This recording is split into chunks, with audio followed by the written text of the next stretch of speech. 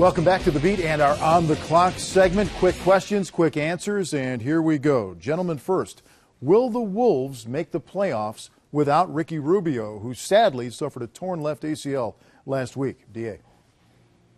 No. I'd love to say that they're going to figure out a way to do it together, but I don't think they're going to. I think it's too much to overcome.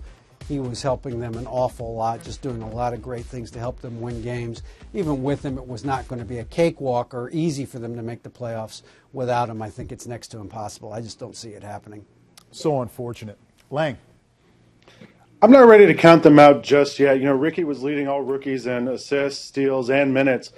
But they've got guys on the bench there who can contribute. Luke Ridnour is a veteran player. J.J. Barea is getting back from injury. And I think they have the front court talent to put up a lot of points.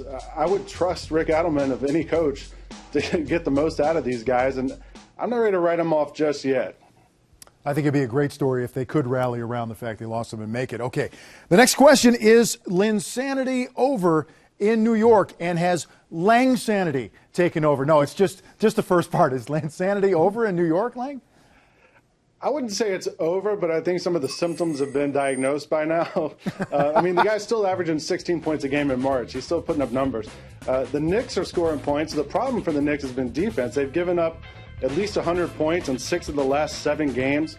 Getting Tyson Chandler back healthy helps them out now, but they've got to figure out a way to stop teams, and then they can win some games. What do you think, D.A.? Is that show off Broadway, off Broadway now? Well, what I would say is that, teams have, he's got film on him now. I mean, people know how to kind of defend him a little bit better, and they know, and he's going to get everybody's best effort.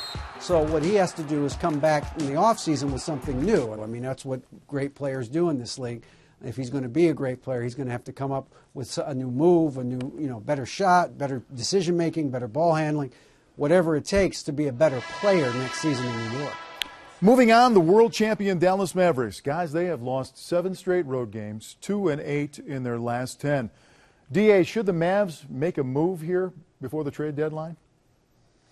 I saw them last week, and it was not good at all, and that was before they got drilled back-to-back at Sacramento and Golden State. Something's not right in that locker room, Vince. I don't know what it is, but they don't have that trust that they had last season with one another. I know they've had a lot of injuries, especially up front, but there's something weird going on there. I don't know that a trade would really help them at this point, because I'm not sure that the pieces really work together this season. Yeah, all good points. There's losing, there's a little grumbling going on, even with this veteran championship team. Lang.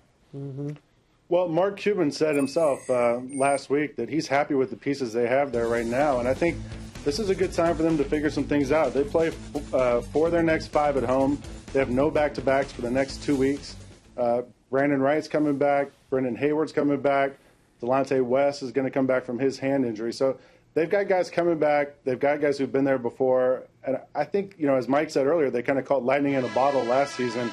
They could still do that this year. Well, they better get to moving, because this season is cooking by, baby. All right, 3 points is on the way here on The Beat. Stand by for the big finish. It's coming up next.